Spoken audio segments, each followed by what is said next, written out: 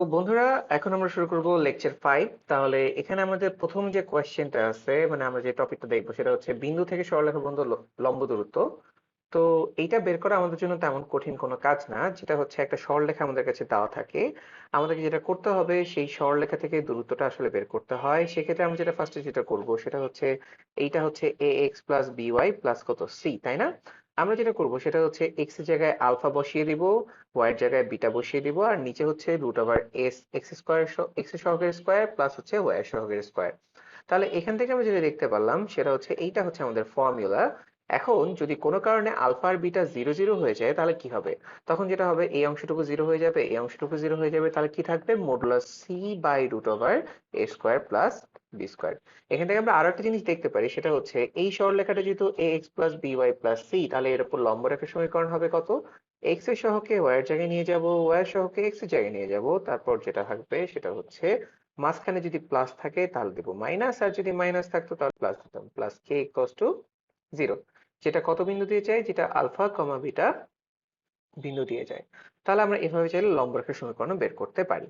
আর দুটো সমান্তরাল রেখার মধ্যবর্তী দূরত্ব ফর্মুলা আমরা খুব ভালোভাবে জানি, সেটা হচ্ছে আমার প্রথম অংশটুকু সেম থাকে আমরা সমান্তরাল সরলরেখা চেনার জন্য, তাই না?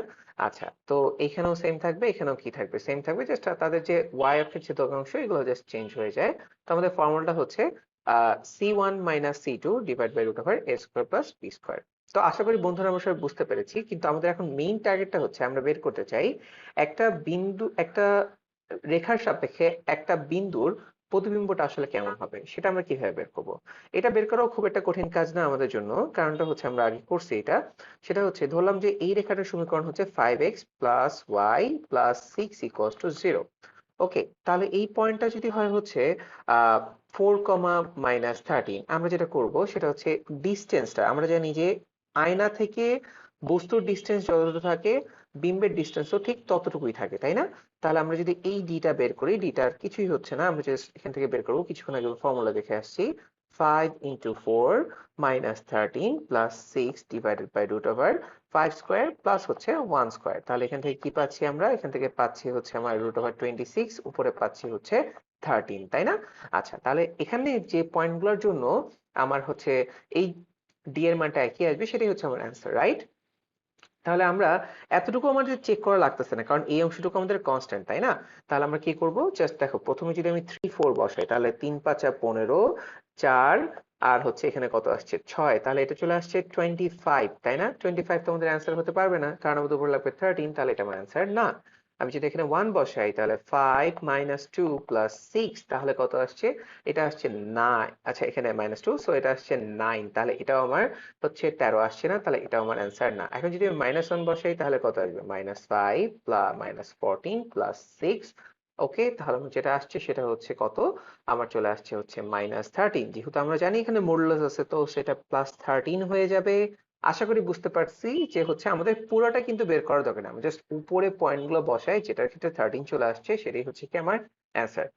ওকে বন্ধুরা, আশা করি আমরা এখন থেকে প্রতিবিম্ব খুব সহজেই বের করতে পারবো। এরপর যেটা সেটা হচ্ছে y cos to x রেখার সাপেক্ষে প্রতিবিম্ব।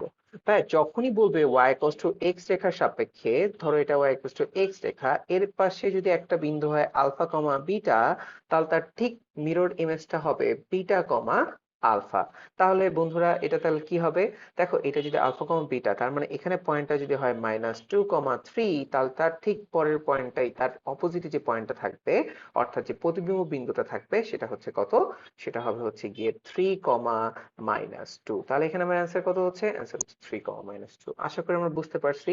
আচ্ছা, এরপর যেটা সেটা হচ্ছে বলছে যে 1, 2 বিন্দুটি আসলে রেখার যে পাশে অবস্থিত তার বিপরীত পাশে অবস্থিত বিন্দুটা আমাকে বের করতে হবে। এটা আমরা প্রতিবিম্ব দিয়ে বের করতে পারি, অথবা খুব সহজে যেভাবে বের করা যায়, যে আমরা এই পয়েন্টগুলো এখানে বসাবো। যেমন দেখেন, এখানে বসে, যেমন 4, 3 তিরিকে 9, এখানে 9। তাহলে দেখো বন্ধুরা, এখানে সাইনটা কি আসছে? সাইনটা আসছে পজিটিভ। আর এখানেও আমরা বসে দেখি যে এইটা কত আসছে?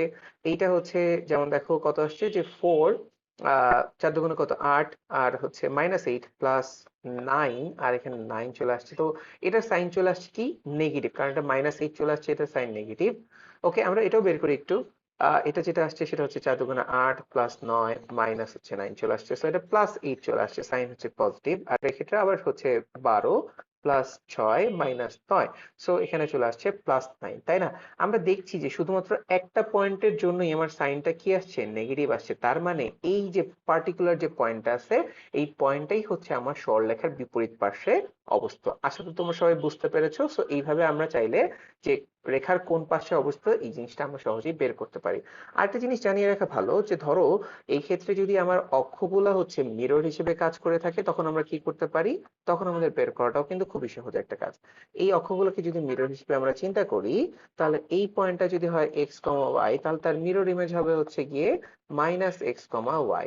এবং এটাও যদি একটা মিরর হিসেবে চিন্তা করি আমরা, তাহলে কি হবে, এই পয়েন্টটার মিরর ইমেজ হবে হচ্ছে গিয়ে x, y। সিমিলারলি এই পয়েন্টটার মিরর ইমেজ হবে হচ্ছে গিয়ে -x, y। বন্ধুরা, আশা করি তোমরা সকলে বুঝতে পেরেছো। আরেকটা জিনিস দিয়ে তোমাদেরকে কনফিউজ করে ফেলে, সেই কনফিউজ করা হচ্ছে y অক্ষ মানে কিন্তু ভাইয়া x = 0, আর x অক্ষ মানে হচ্ছে গিয়ে y = 0। আমরা এই জিনিসটাকেও খেয়াল রাখবো। তো এই ছিল আমাদের লেকচার 5। পরবর্তীতে আসছি আরো নতুন ভিডিও নিয়ে। সবাইকে ধন্যবাদ।